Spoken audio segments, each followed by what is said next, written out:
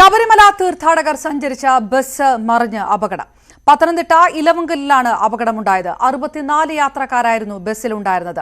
ഡ്രൈവറുടെ നില ഗുരുതരമാണ്. മന്ത്രി പി പ്രസാദും റാന്നി MLA പ്രമോദ് നാരായണൻ അടക്കമുള്ളവരും സ്ഥലത്തെത്തി. ശശിനാരായണൻ വിവരങ്ങളുമായി ചേരുന്നു. ശശി, എല്ലാവരെയും പുറത്തെടുക്കാൻ കഴിഞ്ഞിട്ടുണ്ട്. സംഭവത്തിന് സാക്ഷിയായിരുന്ന ഒരു ദൃക്സാക്ഷിയുടെ പ്രതികരണം ലഭ്യമായിട്ടുണ്ട്. അതിലേക്ക് ആദ്യം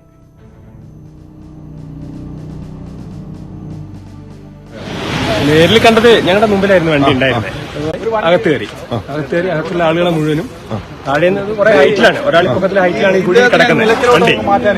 വണ്ടി ഒരാൾ പൊക്കത്തിൽ കുഴിയിലാണ് ഉള്ളത്. അപ്പൊ കുഴിയിൽ നിന്ന് ഞങ്ങൾ താഴെ നിന്ന് ഓരോരുത്തർ എടുത്തുകൊണ്ട് വരാം. അവിടെ ഇറങ്ങാൻ കഴിയില്ല, ഭയങ്കര ബുദ്ധിമുട്ടായിരുന്നു, റിസ്ക് ആയിരുന്നു. അതിന്റെ ഉള്ളിലൂടെ പോയി എടുത്തുകൊണ്ട് ആ 2-3 പേരോട് പൊക്കി കൊടുക്കുന്നു, മുകളിൽ നിന്ന് അവിടെ എടുക്കുന്നു. അപ്പൊ തന്നെ ഞാൻ ആക്സിഡന്റ് ആയി ഏറ്റവും ഫസ്റ്റ് തന്നെ ഞാൻ 110 പോലീസിനെ വിളിച്ച് പോലീസാണ് അവിടെ നിന്ന് ഇവിടെ എത്തണമല്ലോ, ഇത്ര സമയമുണ്ടല്ലോ. വിളിച്ചൊരു കറക്റ്റ് 10 മിനിറ്റ് കൊണ്ട് അവരോട് എത്തും. അവര് കറക്റ്റ് എത്തി. സമയം ഒരു തമിഴ്നാട്ടിലാണ്, തമിഴ്നാട്ടിൽ നിന്നാണ് അവർ പറഞ്ഞത്.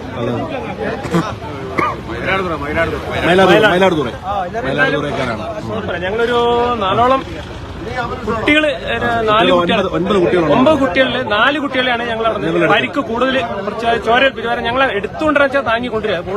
കൂടുതൽ പരിക്കുകൾ കണ്ടില്ല. പക്ഷെ ഒരു 8ഓളം പേര് വല്ലാതെ പൊട്ടും കൈയൊക്കെ ഇതായിട്ട് എടുക്കാൻ പറ്റാതെ കുറച്ച് പേരുണ്ടായിരുന്നു.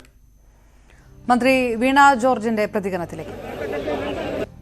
ഇലവുങ്കലാണ് അപകടം ഉണ്ടായിട്ടുള്ളത്. തഞ്ചാവൂരിൽ നിന്നുള്ള ഭക്തരുടെ സംഘമാണ്. 9 കുഞ്ഞുങ്ങൾ ഉണ്ടായിരുന്നു എന്നുള്ളതാണ് ജില്ലാ പോലീസ് മേധാവി നൽകിയ വിവരങ്ങളുടെ അടിസ്ഥാനത്തിൽ. 64 പേരാണ് ഈ ബസ്സിൽ ഉണ്ടായിരുന്നത്, ഡ്രൈവർ ഉൾപ്പെടെ. ഡ്രൈവറുടെ കുറച്ച് ഇഞ്ചുറി ഉണ്ടെന്നും അറിയിച്ചിട്ടുണ്ട്. ഏതായാലും ആശുപത്രികൾ കോട്ടയം മെഡിക്കൽ കോളേജ്, അതുപോലെ തന്നെ പത്തനംതിട്ട ജനറൽ ആശുപത്രി, കൊന്നി മെഡിക്കൽ കോളേജിൽ നിന്നുള്ള വിദഗ്ധ ഡോക്ടർമാരുടെ ഉൾപ്പെടെ സംഘം അവിടേക്ക് എത്തിച്ചേർന്നിട്ടുണ്ട്. കോട്ടയം മെഡിക്കൽ കോളേജിലും സജ്ജമാണ്. ഇലവുങ്കലിലേക്ക് ഇത്രയും ആളുകളെ അധികമായിട്ട് ആംബുലൻസുകൾ അവിടേക്ക് എത്തിക്കുന്നതിനും അപകടം നടന്ന ഉടനെ തന്നെ നിർദ്ദേശം നൽകിയിരുന്നു.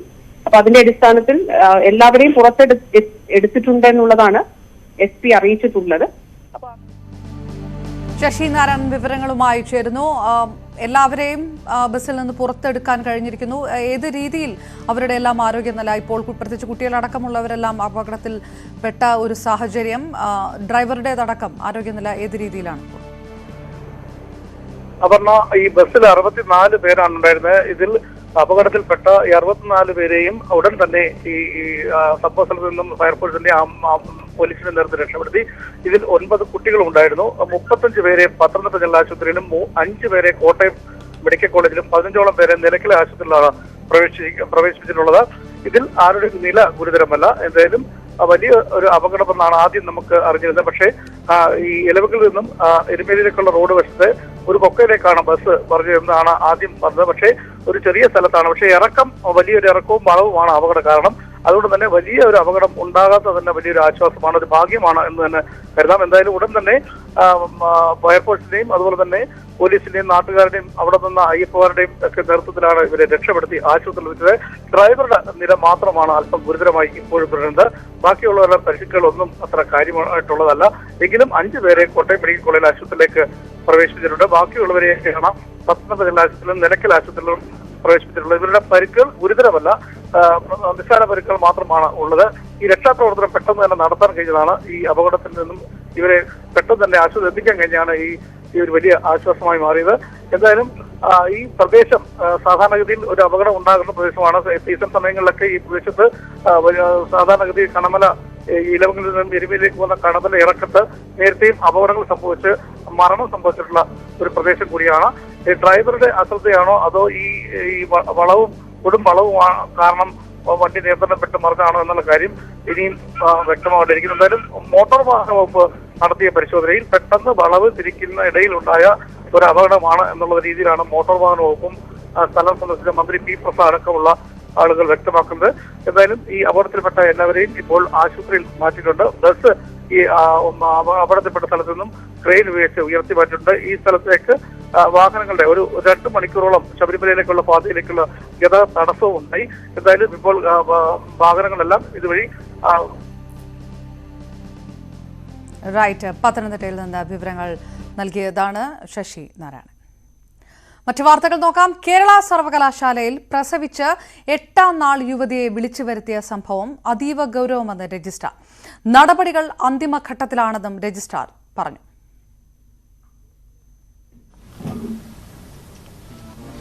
അതിനെ അതീവ ഗൗരവത്തിൽ തന്നെ സർവകലാശാല കണ്ടു. അതിന്റെ അന്തിമഘട്ടത്തിലാണ്. അതിന്റെ അന്തിമഘട്ടത്തിലാണ് ഇപ്പോൾ. ഐശ്വര്യ അനിൽ വിവരങ്ങളുമായി ചേരുന്നു. ഐശ്വര്യ, വിഷയം ഗൗരവകരമായിട്ട് എടുക്കുന്നു. അതായത് ഇതിനകത്ത് കൃത്യമായിട്ടുള്ളൊരു വീഴ്ച സംഭവിച്ചിട്ടുണ്ട്. ആ വീഴ്ച സംഭവിച്ചിട്ടുണ്ടെങ്കിൽ സ്വാഭാവികമായിട്ടും അത് അന്വേഷണത്തിലേക്ക് കടക്കേണ്ട രീതിയിലേക്ക്, നടപടികൾ അന്തിമഘട്ടത്തിലേക്ക്, അങ്ങനെയാണോ രജിസ്ട്രാർ ഉദ്ദേശിക്കുന്നത്? വിവരം എന്താണ്?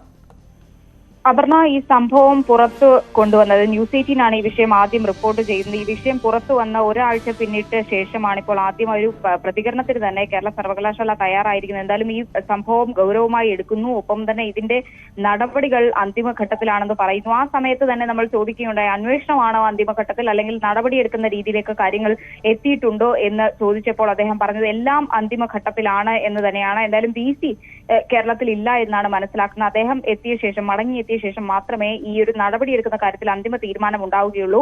രജിസ്ട്രാർ നിയോഗിച്ച 3-അംഗ സമിതിയുടെ അന്വേഷണ റിപ്പോർട്ട് VCക്ക് കൈമാറിയിട്ടുണ്ട്. ആ റിപ്പോർട്ടിന്റെ കൂടി അടിസ്ഥാനത്തിലായിരിക്കും തുടർ നടപടികൾ ഉണ്ടാവുക. അപർണ. ഐശ്വര്യ അനിൽ വിവരങ്ങൾ നൽകിയത്. CPM-ലെ സ്ത്രീകളെ അധിക്ഷേപിച്ച BJP സംസ്ഥാന അധ്യക്ഷൻ K. സുരേന്ദ്രനെതിരെ വിമർശനം ശക്തം. KPCC അധ്യക്ഷനും പ്രതിപക്ഷ നേതാവുമാണ് സുരേന്ദ്രനെതിരെ ശക്തമായ വിമർശനവുമായി രംഗത്ത് വന്നത്. CPM നേതൃത്വം ശക്തമായ നിലപാട് സ്വീകരിക്കാൻ എന്തുകൊണ്ട് തയ്യാറാകുന്നില്ല എന്നും പ്രതിപക്ഷം ചോദിക്കുന്നു. മാർക്സിസ്റ്റ് പാർട്ടിയിലെ വനിതാ നേതാക്കന്മാരെല്ലാം തടിച്ചു കൊഴുത്തു. നല്ല കാശടിച്ചു മാറ്റി താടിച്ച് കൊഴുത്ത് അങ്ങനെ പൂതനകളായ അവര് കേരളത്തിലെ സ്ത്രീകളെ കളിയാക്കിക്കൊണ്ടിരിക്കുകയാണ്. BJP നേതാവ് ശോഭാ സുരേന്ദ്രന്റെ സാന്നിധ്യത്തിൽ അവരെ പരോക്ഷമായി പരിഹസിച്ച വേദിയിൽ തന്നെയായിരുന്നു CPM-ലെ സ്ത്രീകൾക്കെതിരെയുള്ള K. സുരേന്ദ്രന്റെ മോശം പരാമർശങ്ങളും. KPCC അധ്യക്ഷൻ K. സുധാകരനാണ് BJP നേതാവിനെതിരെ രൂക്ഷ വിമർശനവുമായി ആദ്യം രംഗത്തെത്തിയത്. പിന്നാലെ പ്രതിപക്ഷ നേതാവും. ഇരു നേതാക്കളും CPM-ന്റെ ഇക്കാര്യത്തിലെ മൗനത്തെയും ചോദ്യം ചെയ്യുന്നു. കേരളത്തിൽ ഒരു രാഷ്ട്രീയ നേതാവും ചെയ്യാത്ത തരത്തിലെ സ്ത്രീകളോടുള്ള അധിക്ഷേപമാണ്, പൂർണ്ണമായ അധിക്ഷേപമാണ്. എന്നെ അത്ഭുതപ്പെടുത്തുന്നത് ഒരു CPM നേതാവും അതിനോട് പ്രതികരിച്ചില്ല എന്നുള്ളതാണ്.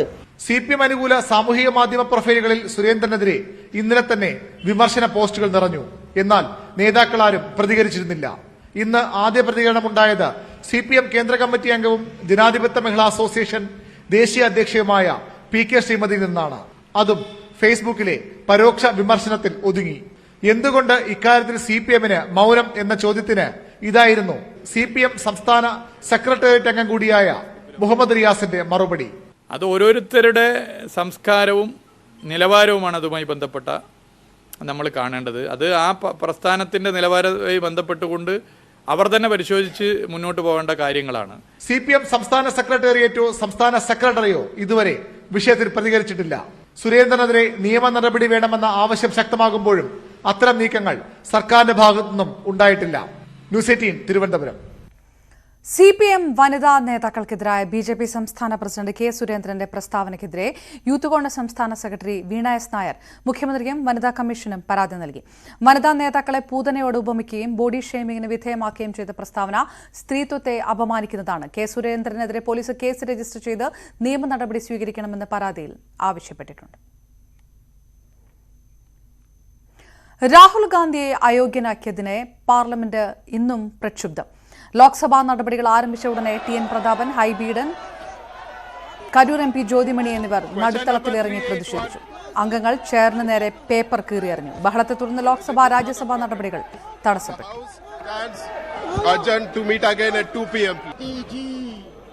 അതേസമയം മോദി പരാമർശത്തിൽ രാഹുൽ ഗാന്ധി മാപ്പ് പറയണമെന്ന് ആവശ്യപ്പെട്ട് BJP MPമാർ പാർലമെന്റിലെ ഗാന്ധി പ്രതിമയ്ക്ക് മുന്നിൽ പ്രതിഷേധിച്ചു. രാഹുൽ OBC വിഭാഗത്തിലുള്ളവരെ അപമാനിച്ചു എന്നാണ് ആരോപണം. ഔദ്യോഗിക വസതി ഒഴിയണമെന്നാവശ്യപ്പെട്ട് നോട്ടീസ് നൽകിയതിന് പിന്നാലെ വസതി ഒഴിയുമെന്ന് രാഹുൽ ഗാന്ധി ലോക്സഭാ സെക്രട്ടേറിയറ്റിനെ അറിയിച്ചു. നിർദ്ദേശം പാലിക്കുമെന്ന് അറിയിച്ച് രാഹുൽ ഡെപ്യൂട്ടി സെക്രട്ടറി മോഹിത് രാജിന് കത്ത് നൽകി.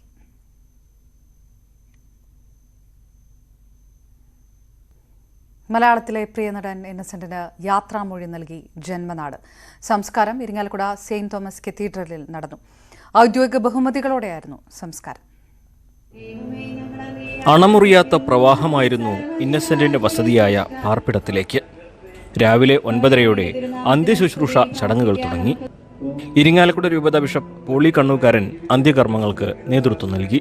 വിശ്വസ്തരായ ഭക്തർക്ക് വാഗ്ദാനം ചെയ്യപ്പെട്ട നിത്യാനന്ദത്തിലേക്ക് ദൈവം നമ്മുടെ പ്രിയപ്പെട്ട ഇന്നസെന്റിനെ പ്രവേശിപ്പിക്കുമാറാകട്ടെ. 10 മണിയോടെ മൃതദേഹം വിലാപയാത്രയായി ഇരിങ്ങാലക്കുട സെന്റ് തോമസ് കത്തീഡ്രലിലേക്ക്.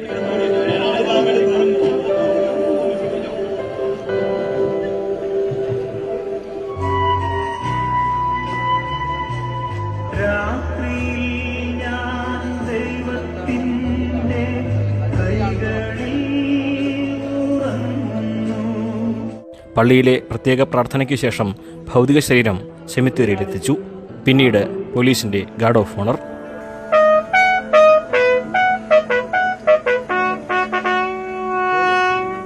ബന്ധുക്കൾ അന്ത്യചുംബനം നൽകി ഇന്നസെന്റിന് യാത്രാമൊഴിയേകി.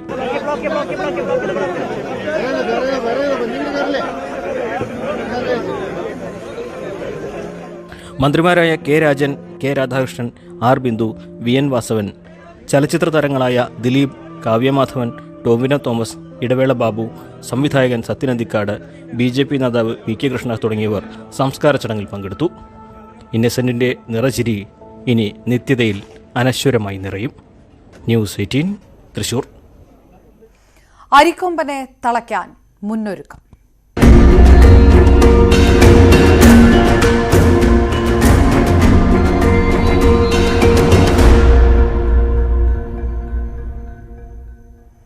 ഇടുക്കിയിലെ അരിക്കൊമ്പൻ ദൌത്യത്തിനായുള്ള വനം വകുപ്പ് സംഘങ്ങൾ രൂപീകരിച്ചു.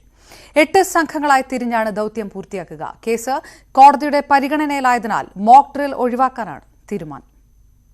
CCF-മാരായ നരേന്ദ്രബാബു, RS അരുൺ എന്നിവരുടെ നേതൃത്വത്തിൽ 8 സംഘങ്ങളെയാണ് ദൌത്യത്തിനായി നിയോഗിച്ചത്. ഓരോ സംഘത്തിനും നിയോഗിക്കപ്പെട്ടിരിക്കുന്ന ജോലികൾ ഡോക്ടർ അരുൺ സക്രിയ വിശദീകരിച്ചു. ദൌത്യത്തിന് വേണ്ടിയുള്ള ഉപകരണങ്ങളും പരിചയപ്പെടുത്തി. ഓരോ സംഘത്തിന്റെ തലവന്മാരും നിൽക്കേണ്ട സ്ഥലവും നിശ്ചയിച്ചു. അരിക്കൊമ്പനെ മയക്കുവെടിവെച്ച് പിടികൂടിയാൽ കൊണ്ടുപോകുന്നതിന് വേണ്ടി ബലപ്പെടുത്തിയ വാഹനവും തയ്യാറാക്കി. കോടതി വിധി അനുകൂലമായാൽ 30 രാവിലെ 4 മണിക്ക് ദൌത്യം തുടങ്ങും. അരിക്കൊമ്പൻ നിലവിൽ ദൌത്യ മേഖലയ്ക്ക് സമീപത്താണുള്ളത്. ആന തിരികെ എസ്റ്റേറ്റ് മേഖലയിലേക്ക് പോകാതിരിക്കുവാനുള്ള നടപടികൾ വനംവകുപ്പ് സ്വീകരിച്ചിട്ടുണ്ട്. കോടതിയിൽ ആവശ്യമായ രേഖകൾ വനംവകുപ്പ് സമർപ്പിച്ചു. ന്യൂസ് 18 ഇടുക്കി. കേരളത്തിലെ വിദ്യാഭ്യാസ മേഖലയെക്കുറിച്ചുള്ള കേന്ദ്രമന്ത്രി വി മുരളീധരന്റെ വിമർശനങ്ങൾക്ക് വി ശിവൻകുട്ടിയുടെ മറുപടി. വേണമെങ്കിൽ മുരളി തോറ്റ കഴക്കൂട്ടം മണ്ഡലത്തിൽ തന്നെ പോയി നോക്കാം, അപ്പോൾ മാറ്റം മനസ്സിലാകും. തെരഞ്ഞെടുപ്പിന് മുന്നോടിയായി പ്രചാരണം നടത്തുന്നതാകാം. നാട്ടിൽ നടക്കുന്നത് എന്താണെന്ന് അറിഞ്ഞിരുന്നെങ്കിൽ ഏതെങ്കിലും തെരഞ്ഞെടുപ്പിൽ ജയിച്ചേനെ. മുരളീധരന് കേരളത്തിലെ നേട്ടങ്ങളോട് അസൂയയും കുശുമ്പുമാണെന്നും വി ശിവൻകുട്ടി പറഞ്ഞു. ബ്രഹ്മപുരം മാലിന്യ സംസ്കരണ കേന്ദ്രത്തിലെ തീപിടുത്തം തീവെച്ചതിനെ തുടർന്നാണോ എന്നതിന് തെളിവില്ല എന്ന് പോലീസിന്റെ പ്രാഥമിക റിപ്പോർട്ട്. 12 ദിവസം നീണ്ടുനിന്ന തീപിടുത്തം അമിത ചൂട് മൂലമെന്നാണ് റിപ്പോർട്ടിൽ പറയുന്നത്. ബ്രഹ്മപുരത്തെ മാലിന്യത്തിന്റെ അടിത്തട്ടിൽ താപനില ഉയർന്ന നിലയിലാണെന്നും റിപ്പോർട്ടിലുണ്ട്. സിറ്റി പോലീസ് കമ്മീഷണർ തയ്യാറാക്കിയ റിപ്പോർട്ട് സർക്കാരിന് സമർപ്പിച്ചു. രാജ്യത്തിന്റെ കുതിപ്പിനെ അടയാളപ്പെടുത്തുന്നതാണ് ഓരോ വർഷവും ന്യൂസ് 18 റൈസിംഗ് ഇന്ത്യ കോൺക്ലേവ്. ഇത്തവണയും ഞങ്ങൾ ഏറെ പ്രതീക്ഷയോടെയും ആവേശത്തോടെയുമാണ് റിയൽ ഹീറോസ് എന്ന പ്രമേയത്തിൽ റൈസിംഗ് ഇന്ത്യയ്ക്ക് ഒരുങ്ങുന്നത്. രാജ്യത്തിന് അഭിമാനമായ വ്യക്തികളെ ലോകത്തിന് പരിചയപ്പെടുത്തുകയാണ് ഇത്തവണ.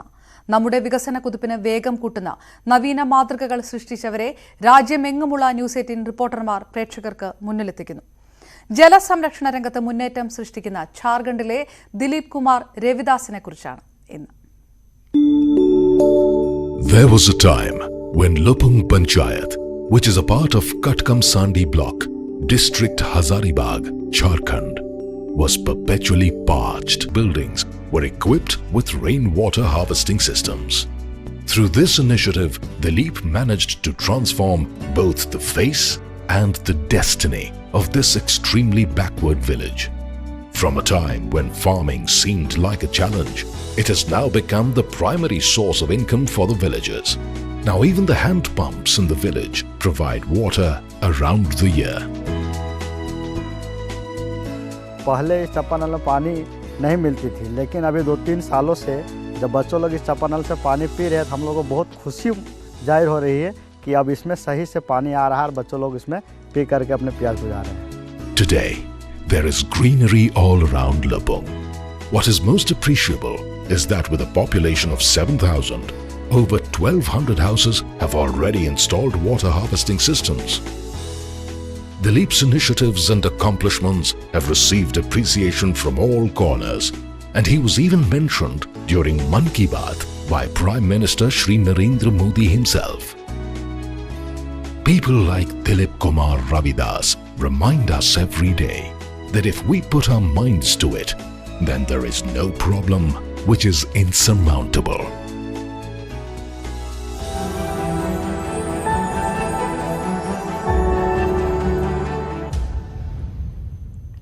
പൂർണ്ണമാകുന്നു 4 മണി വാർത്ത. നമസ്കാരം.